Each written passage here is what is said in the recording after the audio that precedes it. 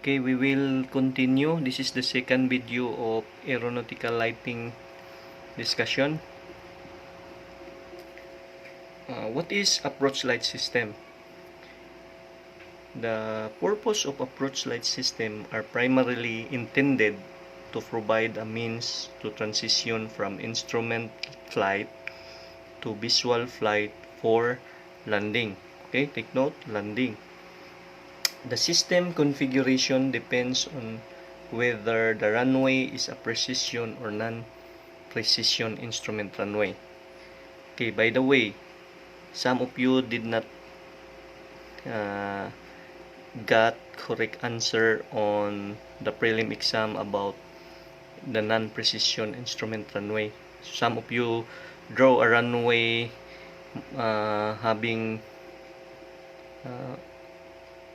having a displaced threshold without the threshold marker and the designation marking.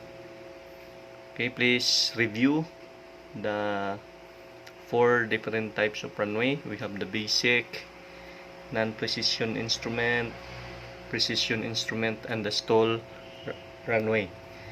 Okay, we will proceed. The approach light system includes sequence flight lights that appear to the pilot as a ball of light traveling toward the runway at a high speed. Approach lights can also aid pilots operating under visual flight rules. Okay. Then signal lights starting at the landing threshold and extending into the approach area. It's either 2,400 to 3,000 feet for precision instrument runways and 1,500 for the non-precision instrument runways. Okay, that is approach light system. And then we have different visual glide slope indicator used on a runway. This indicator will provide the pilot with glide path information that can be used for day or night approach. No? Mao ni siya mo guide sa pilot nga sakto ang iyahang pag while the aircraft is descending. So dili siya mo undershoot or dili siya mo overshoot. So maintaining the proper glide path as provided by the system, a pilot should be adequate obstacle clearance and should touch down within the specified portion of the runway. Okay, with the help of these glide slope indicators, the pilot can land or touch down the airplane within the specific portion of the runway. No? Dili siya ma-undershoot, dili siya mo overshoot. So we have here an example of a visual approach slope indicator. So gitawag di siya og VASI system. Visual approach slope indicator. Okay. A VASI are most common visual glide path use.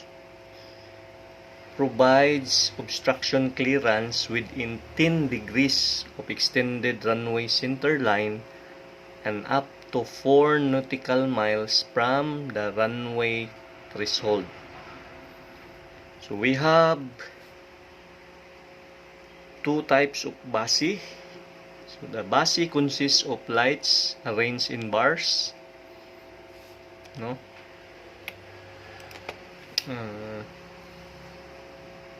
There are 2 bar and 3 bar VASI. The 2 bar VASI has near and far for light bars, and the 3 bar VASI has near, middle, and far light bars. For the 2 bar VASI, installation provide one visual glide path that is normally set at 3 degrees. The 3-bar VASI provides 2 glide paths. The lower glide path normally set at 3 degrees and the upper glide path 1/4 degree above the lower glide path. So, most of the VASI consists of 2, 4, 6, or 12 lights arranged in bars. Muna referred as near, middle, far, and par bars. Then the basic principle is color differentiation between red and white. So as you can see on the diagram, okay,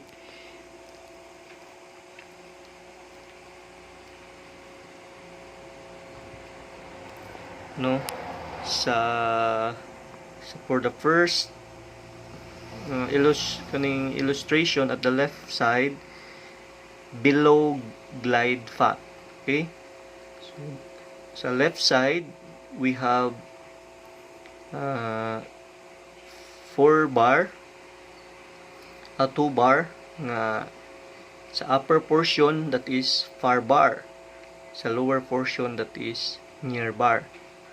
All are color red. Then sa middle, that is on glide path. So that the 2 bar are color white in the lower portion, and the upper portion is 2 color red. And then for the above glide path, all are white. Okay? Understand? So meaning, kung mao ni mong makita, most probably your aircraft will undershoot. Dili siya kaabot sa imong threshold sa ang imong aircraft while landing. If you are on glide path, meaning your aircraft will touch down on the designated runway or designated kanang touchdown point. Then if above glide path, maybe you will overshoot kay sobra ra siya. Okay, so we have here an illustration, another illustration. I will show you an illustration. This is an example of 2-bar VASI. Okay, so on this diagram, sa left side, makita na to, no, below glide path. At the side of the runway, we have the glide slope indicator, which is the VASI, no. So iyang note diha, the four lights or the bar are far bar and near bar, that is all color red, no. Then the second one on the glide path, duha ka color white and 2 color red, meaning you are on glide path. There is a side of the runway, 2 color white and 2 color red. And then for the above glide path, the glide slope indicates 4 white. Okay, so this one will guide the pilot during landing or while the aircraft is approaching to the airport.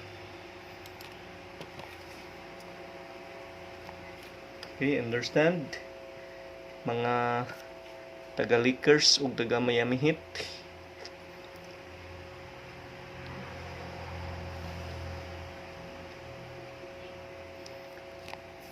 So that is, take note, the color differentiation differentiation between the red and white. Then each light unit project a beam of light, white segment in the upper part of the beam and the red segment on the lower part of the beam. The lights are arranged so the pilot sees the combination of the lights shown to indicate below, on, or above glide path. Okay, that is for VASI, Visual Approach Slope Indicator.